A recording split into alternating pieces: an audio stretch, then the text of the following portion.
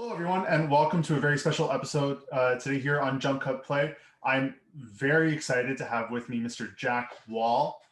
Some of you might know as the composer for some of the most seminal game franchises in the history of the industry, between Splinter Cell and Mass Effect and Call of Duty. Jack, thank you so much for taking the time to speak with us. We're really excited to have you here. Pleasure to be here, David. Thank you. For those of you who For those who may not know some about your career, I've just gave a little brief explanation of some of the things you've done. But can you talk more about what you've done in your career and some of the games and things you've worked on in your time? Yeah, sure. I mean, I've been writing game music since 1995, so that's 26 years. Mm-hmm. I started out working for a game company in San Francisco called Post Linear Entertainment, doing like a bunch of games you never heard of. From there, everyone I worked with went off and did great things. So I started working with other companies. People would spin off and go. So I worked with a guy named Dan Irish. We worked on Myst 3, and then I worked on Myst 4. So that was kind of a big break for me. Mm-hmm. Back in like 1999. Working with an orchestra, for example, I was one of the first to do an orchestral session for a video game, and Dan was very supportive of that. And then, after that, I got opportunities all along. I worked for a small game company here in LA called Gigawatt Studios, and I did a bunch of small games doing Disney things for Disney Imagineering and things like that. It's where I met Russell Brower. He was head of music and sound for Disney, and he went off and became, the head of music for Blizzard and Mm-hmm. Warcraft and all that wonderful stuff. And then, then I met the guy that I worked at Gigawatt with later on. 10 years later, he hired me to do Call of Duty. So. We were working on. Yeah. We always joke. It's like I worked on Barbie Secret Agent, and then 10 years later, I'm working on Black Ops 2. It's like kind of a crazy turn of events. But somewhere in there, I worked with Dave Chan and Shauna Perry and all the people at BioWare. We worked on Jade Empire, and then of course, Mass Effect 1 and 2, and Legendary Edition just came out yesterday, so that was kind of cool. So yeah, but that's my career. I mean, I've been working on I did the last four Call of Duty Black Ops games. Mm-hmm. I also work in television. I worked on a series called Shadow Hunters. Yep.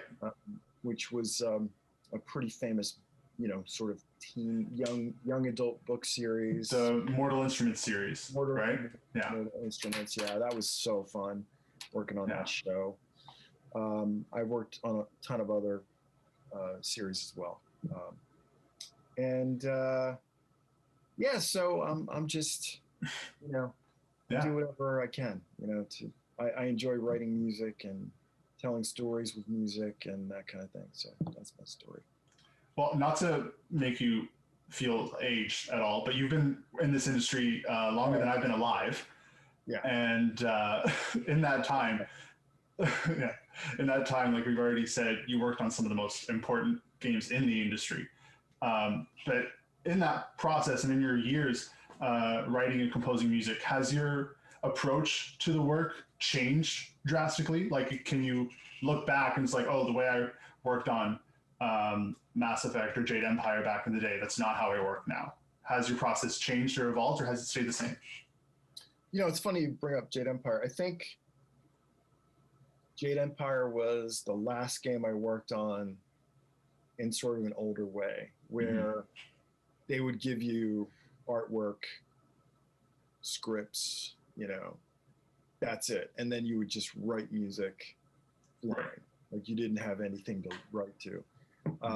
When we did Mass Effect and all this after 2006 or so, we had the ability to, game companies then had the ability at that point technologically to sort of, even with stick figures, just map out a level. So you could actually get a video playthrough of the gameplay. even if it was with rudimentary artwork and rendering and stuff like that. So it became much more like scoring a film at that point. And ever since then, it's just become more and more like scoring a film. Like you're telling a story, I'll get a video playthrough of a level, and we will spot it just like we're spotting a film with the director or with the audio director, and decide where music's going, what kind of music we're putting in, where music shouldn't go, how do we sort of create an ebb and flow of emotion for the story, that sort of thing. So ever since then, it's been pretty similar, and just really just honing my craft. And I always feel like every game is a brand new adventure for me, because you really are starting from absolutely nothing and creating something from scratch. And so the experience is always very unique to me. If I'm scoring Call of Duty versus a Mass Effect, or anything else like that, it's just such a different experience. Right. Whereas Mass Effect is almost wholly story driven. Like you're sort of mashing up game genres of first person shooter, third person shooter, exploration, all kinds of different types of gameplay in the same thing. You're having conversations, you're creating characters, and you're really following the story. So those types of games are super fun and challenging to work on. And then you've got the first person shooters like Call of Duty, where you're literally scoring combat 90% of the time. But we really dig to find our places to tell the story and to be a little more emotion driven. So it's not just the same thing all the time. And you're trying to make something out of the characters, and you're trying to tell a story, even though it's more of a combat situation. Right. Well, speaking of the Mass Effect Legendary Edition that just released, you must feel like a lot of pride, I guess, that so many people still love the series, and your score is, for the first two games, some of the most beloved music in the industry. Did you ever have a sense when you were working on Mass Effect 1 all those years ago that maybe there's something really big here? Was there ever that feeling in the development? It's hard to say, because that was so long ago. I mean, I was working on that in 2006 and 7. So the first one. When we did that, to me, it was no different than working on anything else. It was, right. I always treat every single game I work on like it's a huge hit. To me, that's what keeps me interested in. And I was really excited to create sound for that game. It was very unique at the time. Like no one had done, really no one had scored a game like that before. And that wasn't, I'm not taking credit for that. That was Casey Hudson, who said, this is the type of score we want to do. Right. And I was like, okay, that sounds fun. And it just created a really different way for me of writing, because I wasn't known for doing, using 80s synths in my scoring, They just trusted that I could figure it out, and I did. And we did come up with some really cool sounds for that. So, that was cool. But, in terms of like knowing that this was a hit, like, I knew this was a cool game. Like I didn't need any, I didn't need a crystal ball to tell me that. Like it was just a cool game, and it was a really difficult game. So when we did Mass Effect 1, BioWare was known as the studio that never released a game before it was ready, right? Right. They would just, their release dates were fungible. Like they would say, we're releasing somewhere around, the fall or whatever year. Right. And then that time would come and go, and they would be like, we're not ready. We're just not ready. We're not going to release this game until it's ready. And so they would put more resources and more time and all that into making their games great. So that's what Mass Effect was like. It was a little bit, we were all very passionate about making that game, but it was hard. I mean, we were creating something no one had ever seen before. So it was hard. And then in between Mass Effect 1 and 2, EA bought BioWare, right? Mhm. So Mass Effect 2 was a completely different experience. It was like, we are releasing on this day. And this Yeah. was the first time this studio, BioWare, had ever had that kind of like mandate, like you are releasing Right. on that day, whether it's a piece of garbage or whether it's the best game you've ever made, right? Mhm. So, that was a really tough experience because I got assets, to score like right at the very end. And, I remember piecing together Suicide Mission. It was like I had written Suicide Mission. That was like one of the first pieces I wrote for Mass Effect 2. And I remember right at the end getting these little pieces of video Mhm. they had rendered out from gameplay, and then I had to assemble them and then figure out how music was going to go, and then give them the instructions how music was going to branch and do all kinds of stuff, because there was like 4 different endings, right? Right. So I spent, I don't know, a week just piecing this thing together and making it work seamlessly in Pro Tools and editing and all kinds of stuff like that. So that ended up becoming the end run. Suicide Yeah. Mission was its own piece, and then End Run was sort of like this Frankenstein edit of that. So yeah, that was interesting and fun. And then even after I did all that, like they weren't finished. So in order to finish, they had to sort of massage everything on their end too to get it to work. But Yeah. I swear to God, like that's probably one of the greatest endings in game history. Like the way that ending worked was Mhm. so unbelievably cool and flawless and exciting and wonderful. Like what a great ending, right? Yeah. No, you're not wrong. That game, that was one of the best endings I think I'd ever seen in a game.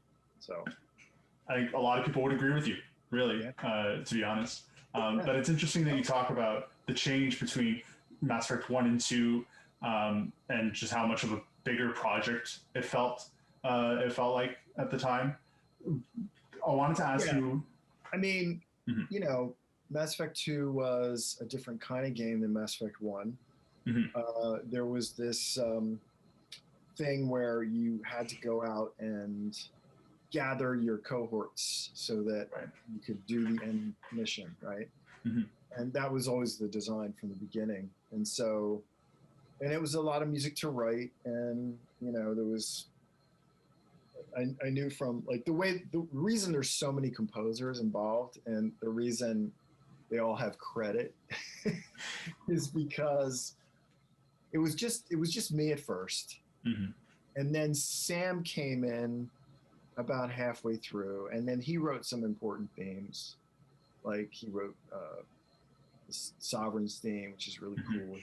cool. He largely wrote the main theme. I helped out a little bit on that, produced it, but he largely wrote the main theme, and then some other great stuff at the end. I can't remember the name of the tune, but so Sam was like, I just decided to give him co-equal credit because I felt, even though it was my game, and Yeah. I needed him to come in and help me with this, and he did a great job. And so I thought this is important to give him, co-credit on this. Mhm. And then at the very end, like 2 weeks left, we had like 80 minutes of cinematics to score. It was just like some completely nuts thing at the very end. So then I brought in David Cates and I brought in Yeah. Richard Jakes, and Richard Jakes ended up taking Sam's themes and my themes and writing the Citadel piece, which is genius. And Mhm. all these guys brought their own cool stuff to it. So we just wanted to make sure they all had credit. And so, but they came right at the end and Yeah. helped us finish that last bit, Mhm. So that was cool. Jimmy Henson was part of that, I think, too. Then it was just one of those things where when we get to Mass Effect 2, I was like, okay, so we've got like 10 different places you have to go to. I can't remember how many it was. It was like 10 or something. It was years ago. It was 10 years ago. So it was like you had to go get all these different characters, Mhm. right? So I ended up doing all the writing myself. Like I was the main composer, and then I brought in other people. I brought Sam in to do a couple levels, and David Cates and Jimmy Henson, they all wrote different levels of music. I wrote a bunch of levels, and then I did all the music for the beginning and the ending. So, but the way that the game was structured allowed me to organize it that way, right? Because I was like, oh, I can just give these guys their own levels to work on. Mm-hmm. That way, that level will sound unique, mm-hmm. right? And I'll make sure that they have the themes that I wrote for the, for the through line, that they'll have my themes to work with, but each character will have its own kind of world, musical world. Right. So it kind of worked out really well that way for bringing those composers on. And I'm such a collaborative person. Like, right. I enjoy that so much. Like, I love writing. Like, and I came from a place where, if you're a composer in this business, like, back in the day, and I'm obviously have been doing this a long time. But even before me, like, people were so protective of their work. Like, no one can write on my stuff. It's got to be right. just me. And I kind of like wanted to break out of that a little bit so that mm-hmm.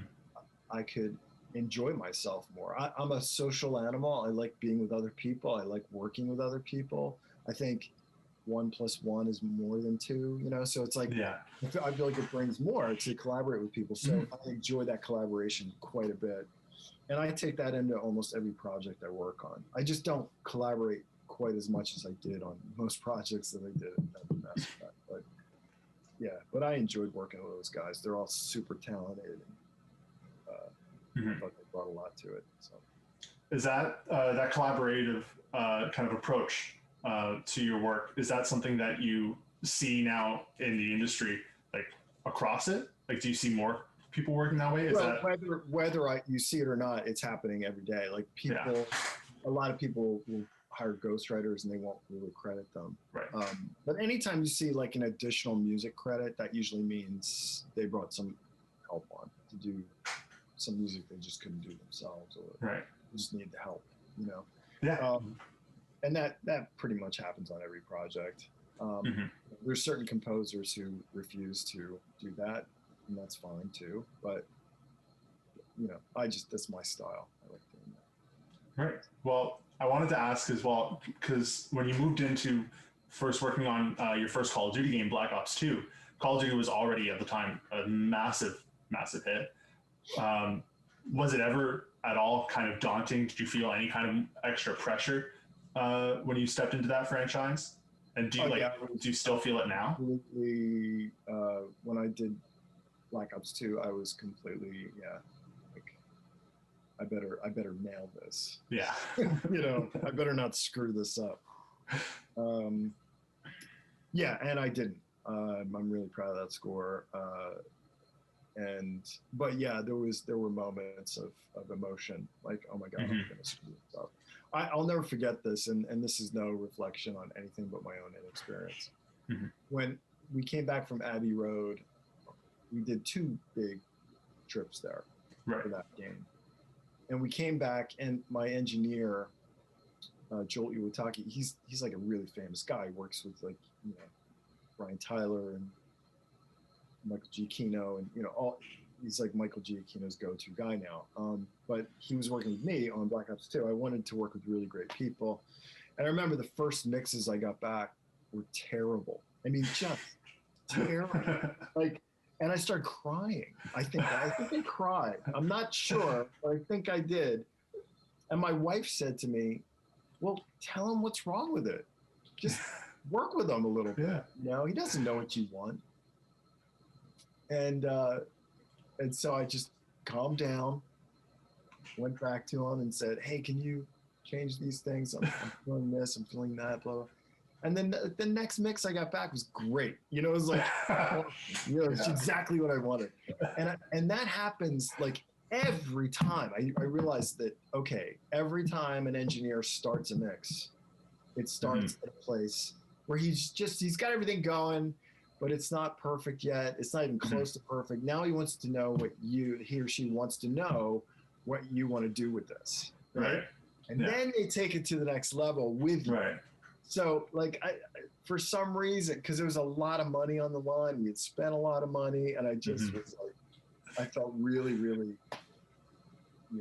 worried about that. and it was all for nothing because Joel's a great engineer, he's a great mixer, all of that, and he's a wonderful human. So, but my wife is always my she always calms me down when I get lost. So, that's good. It's good that she's able to do that. Well, she's also a composer, so that helps too. That works. Yeah, exactly. It's funny. It's funny that you bring up something that doesn't really vibe with you on the first go, because I wanted to ask. Obviously, your work comes with a lot of experimentation. I think even recently in an interview with Game Informer, you said that you love composing the music you haven't composed before. Was there ever a time in your career that you can talk about where you tried something, you really wanted it to work, but it just never panned out? Like, were there any kind of darlings that you had to let go of that you wish you didn't have to? No. Everything on the cutting room floor is left there, meant to be there. Yeah. Well, look, if I throw something away, right, and start over, that's rare. Right. Okay. There's a thing where for creative people, I think most people don't know this. Mm-hmm. Most people think you have to work really hard to make something really good. Mm-hmm. And that makes sense, right? The harder you work, the better something is. But oftentimes, your best work is your first thought. It comes from your first impression, your first creative thought. Is almost always your best one. And the reason that is, I mean, you can hone it and it can get better. But the reason that first creative thought is the best one is because that's when it's the freshest. Right. It's unadulterated. It's not polluted in any way by time, by overthinking, by like stress and anxiety. Mm-hmm. It's just, when you're a kid in the sandbox and you just decide to make a sandcastle, right? Mm-hmm. It's a great sandcastle. Yeah. Right? But if you sat there and you say, I'm going to judge that sandcastle for a while, I'm going to come back to it and I'm going to retweak it and I'm going to suddenly your sandcastle looks like just a big lump of sand. So, it's really like that, and I feel like when I got into television, years ago, I think I asked somebody, it might have been Michael G. Kino or somebody like that. I said, how do you write so fast? Because all this time I've been doing games and we have a ton of time to write music, right? I mean, these things can take years to make. So we have all this time, which is its own curse I could talk about for hours. But when you do television, you've got to write 35 minutes of music in a week or whatever, and it's finished, it's mixed, and blah, blah, blah. Mm-hmm. So how do you do that? Well, you have to just trust that your first creative idea is your best one and go with it. Yeah. And the showrunner will tell you if it's not a good idea or not. Mm-hmm. That's only because you misinterpreted the meaning of the story at that moment, and you have to rethink based on his or her, vision for what that scene is. Then you'll go back and either rewrite the cue or tweak the cue or whatever you have to do to make it work. So, yeah, I think the stuff that gets left on the cutting room floor is only cues like that, where you just missed the mark because you didn't understand what you were writing. Mm-hmm. Usually, that doesn't happen with me very often because I really do understand most of what I'm writing. Mm-hmm. And I can make it what it needs to be. And, not every cue has to be your magnum opus, right? A cue can serve its purpose without really calling attention to itself. So not every cue has to be great, but there will be great cues amongst all of it. And you just have to trust that they will sort of come out when they need to come out.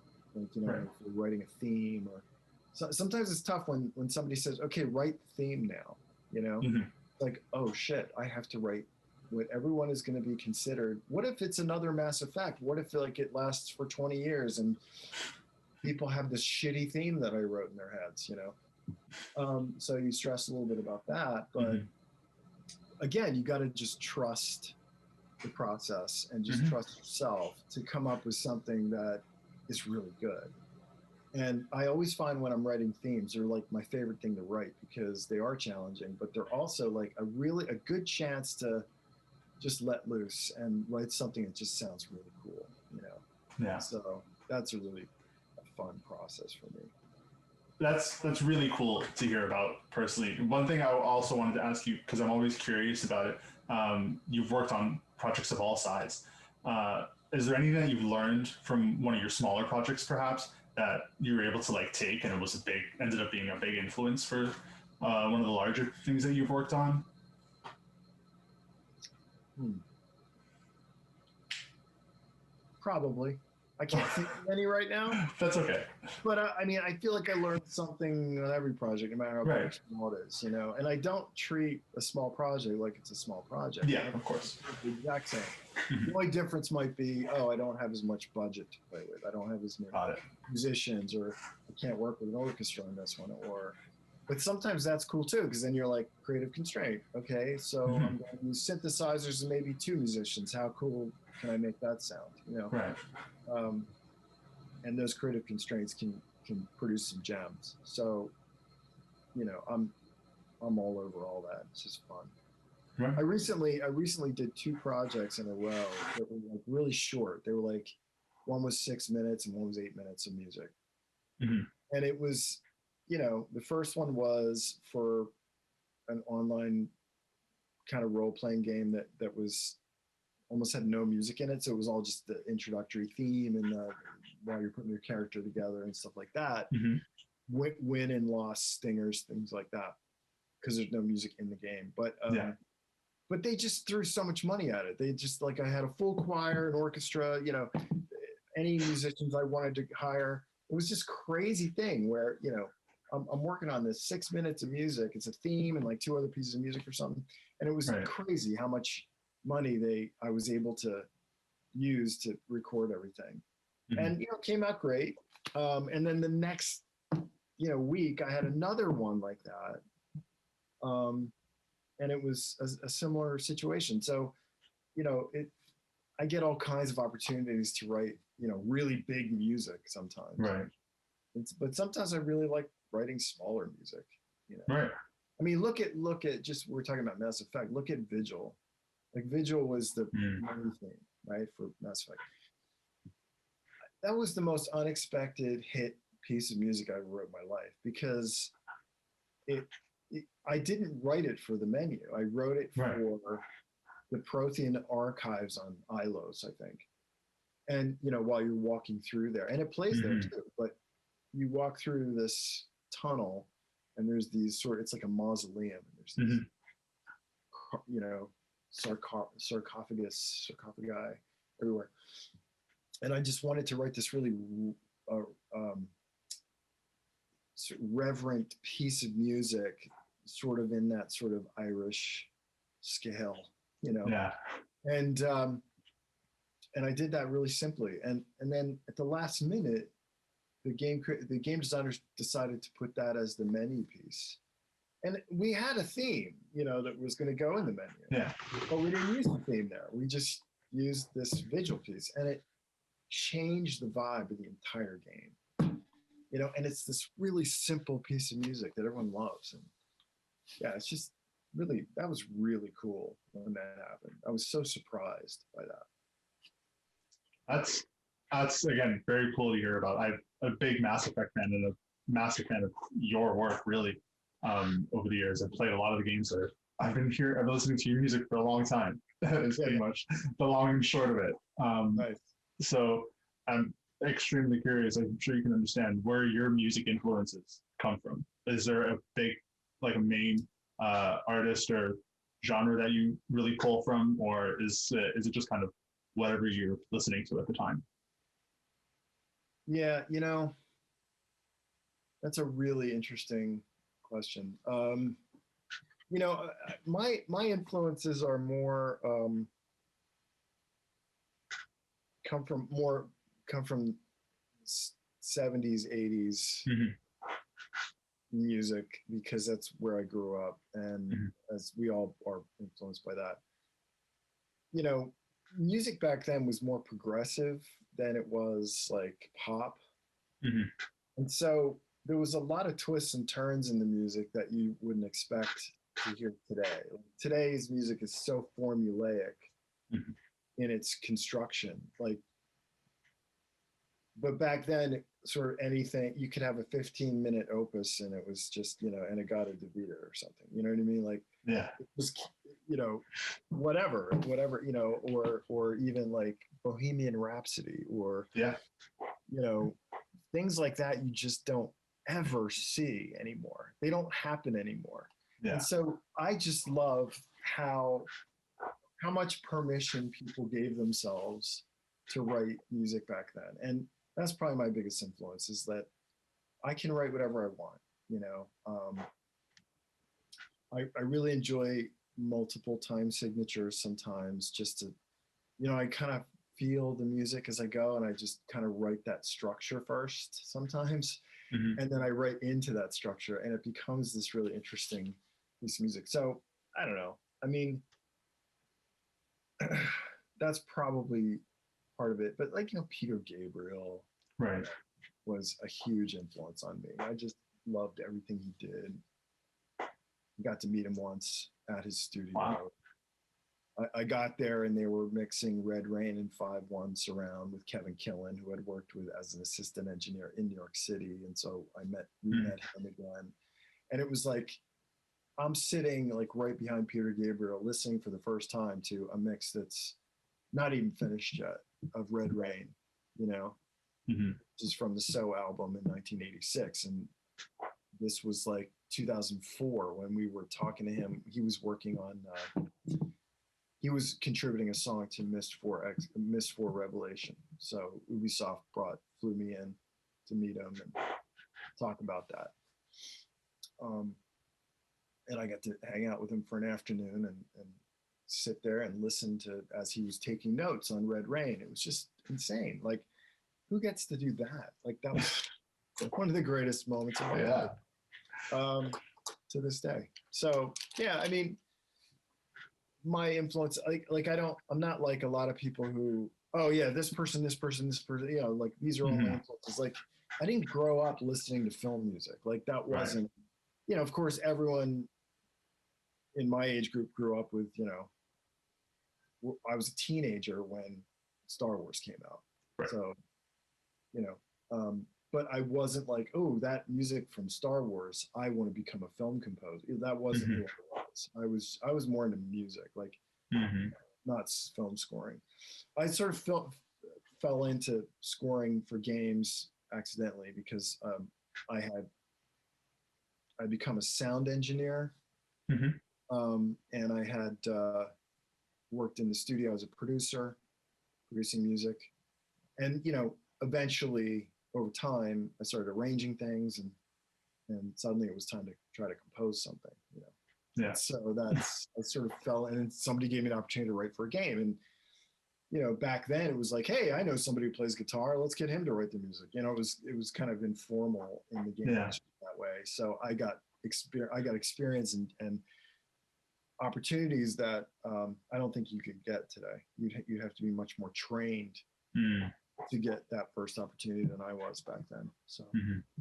I'm largely self-taught. So That's really incredible to hear personally, especially when I think about your music and your work. It's even more impressive now to know just how much you've really just done it yourself. You learned through the work, through the process. through the process, and I did go and study with people Right. individually to gain knowledge that I knew I needed to get to the next level and that kind of thing. Mhm. Yeah. Shifting over to Call of Duty now, you've done the last 4 Black Ops games for Call of Duty. Mm-hmm. Is there something about the series that keeps bringing you back? They keep hiring me. They keep asking me to do it. Why would I say no? It's such a great playground to work in, and Right. the people at Treyarch I work with Treyarch, so exclusively. I haven't worked with any other studios. Mhm. other than Treyarch to do that. I mean, there's Raven Software and people that are peripheral to Treyarch, but Treyarch is the main studio. And Right. yeah, so, my thought is always, I get to work with great people. They give me great opportunities and great resources to work on these games. I'm all in, man, because it's just so fun. I just have such a great time. Brian, too, is such a great friend at this point. He and I go way back. Mm-hmm. Even well before, like 10 years before I started working on Black Ops, I worked with him on, at Gigawatt. So yeah, it's one of those relationships. Like you always have these relationships like Tim Burton and Danny Elfman, right? Right. They just always work together. And like, I feel like having those relationships as a composer you're so lucky when you have one like that. And Brian and I are just we'll always work together, I think. You know what I mean? Like it just becomes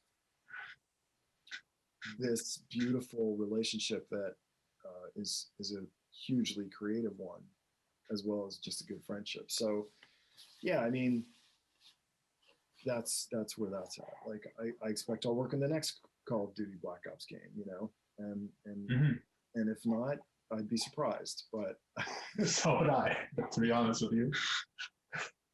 Yeah, not seeing your name in the credits would feel weird, really. It would be weird not to do it, but I'll relish it. I will relish the opportunity when it happens.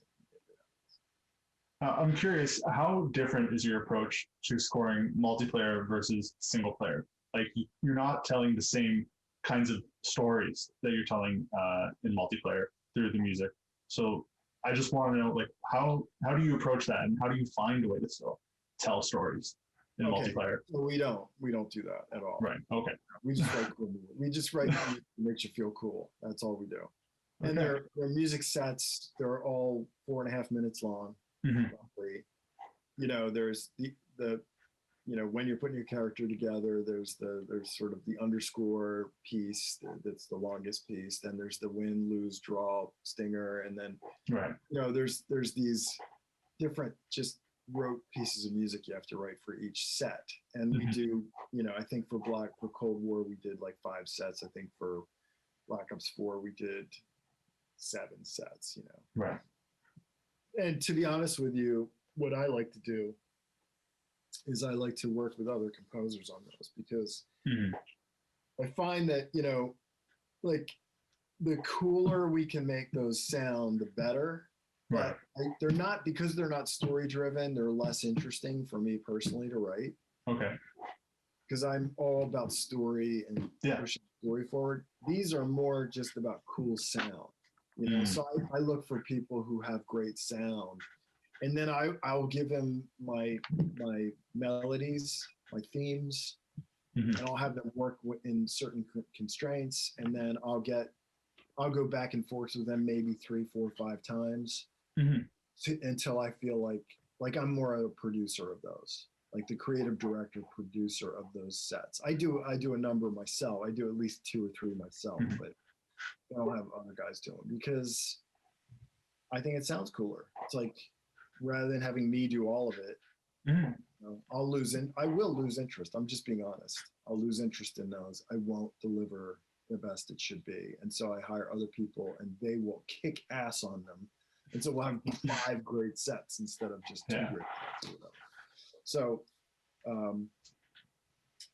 and they always come out really good. So I'm always pleased with my process on those. But they're almost like an afterthought, and I do them in the in-betweens. It's like, I finished a level, the other level's not quite ready. Let's work on some multiplayer sets. That's how we do it.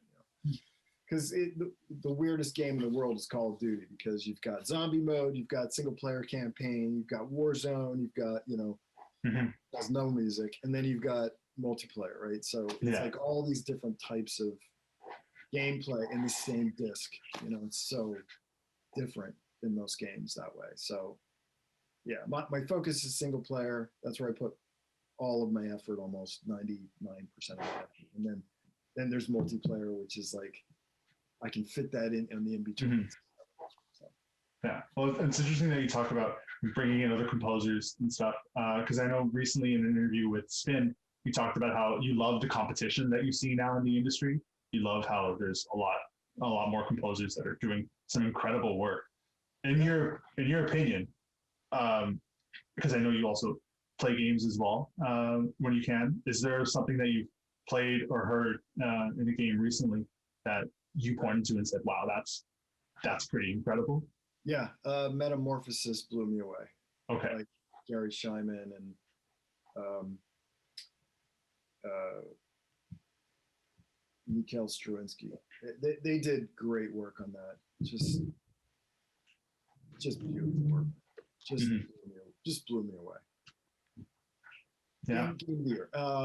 Ori and the Will of the Wisps. Gareth Coker. Just perfect implementation. Perfect. Like perfect. Yeah. I think he worked with God, what's his name? I can't remember his name. I'm spacing on his name. I can't remember his name. I don't see him enough. Anyway, the implementation and the score of that was just phenomenal. Just phenomenal. Really good. Every time I go back to play the Ori games, I always cry right at the beginning, just because of how emotional the music is right at the start. Yeah, so I agree. I think that's actually spot on. Yeah, those two games were like games of the year for me. Yeah, fair. I also wanted to ask, speaking of other projects and games that you see in the industry that have impressed you personally, is there a franchise that you wish you could have, like, if you could go back and have a chance to work on? No. I am completely happy with everything I've done. I always feel like that question. It's fine that you asked it. I'm kidding, but it's one of those things where, like, oh, I wish I had written Halo. Like, no, I don't wish I'd written Halo, because then Marty wouldn't have done what he did. Right.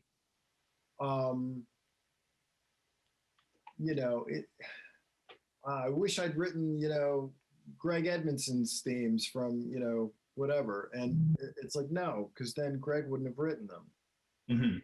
And, the world needs all those themes written by all those people. So things happen for a reason. I am more than happy with my lot in life. I couldn't complain for a second, not at all. And I like, for me to write, what I've written, to me is a miracle. It's like the fact that I've had all these opportunities is like, how can I ask for more than that? I mean, come on. Yeah. Well, that's how I feel about it, right? It's just this. That's fair. I have this spiritual look at it, That's okay. We need all these people to write all these great themes in order to inspire us to write what we write, I understand that. I think it's a great answer, really. If I may, though, alter the question slightly, is there something that you would like to do your own take on then? Like, so you mentioned Halo. Would you like to do your own take on Halo? No. No, I would not, because it wouldn't be anywhere near as good. It just wouldn't, because the experience of Halo is that's Halo. What am I going to do? I'm going to do my own version of that. Who cares? No, nobody cares about that. Let's see Marty do his own second version of that. That would be interesting. So I'm not interested in taking somebody else's work and messing with it. That's no. That's okay. That's okay. I understand. To be honest, makes a lot of sense. So what's next for you now? What's next? Well, let's see. COVID was an interesting experience.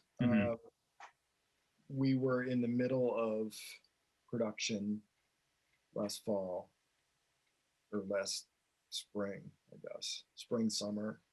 And then suddenly all of Treyarch, which has like 300 people working there, in the span of like a week, they were all at home working on VPNs and secure servers, and everyone loved it. Mhm.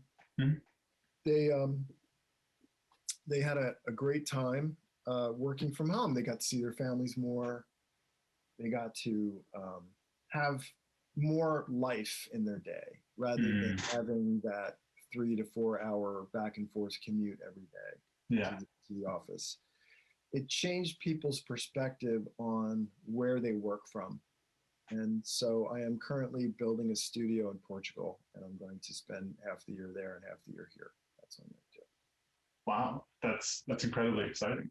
It is, because it's sort of like I realized, as many people did, that it doesn't matter where you are. Mm-hmm. And I want to live at the beach. I've always wanted to live at the beach. So I have a place right on the ocean. Mm-hmm. And I am going to commune with that kind of nature and that kind of lifestyle, and work from there for a good bit of the year. And, sounds like nice work if you can I get still it. have my studio here that I'm in right now, and I'll be back here half the year too, probably in the wintertime. Right. But and I got some projects coming up that are going to take me through the next couple of years, and so all is well there. The way the industry is, we can't talk about anything we're working on, so Right. I can't say anything about it. But I'm excited about it. I'm excited about this move and this idea. I'm very excited. Mm-hmm. Cool. That's awesome. Do you have a name for your studio in Portugal? No, it's just, it's going to be in some room. I have no idea exactly. I have to go there and build it. I'm not building it yet. So Right. I'm putting together a rig here now, and we're going to go there soon. So with that new rig, and I'll figure out where it goes when I get there. I don't even care if it's in a bedroom. It's just, somewhere to get started, That's good.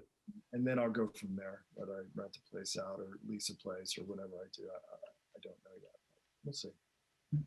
Well, that sounds extremely exciting. Yeah. Thank you so much for taking the time to speak to me today.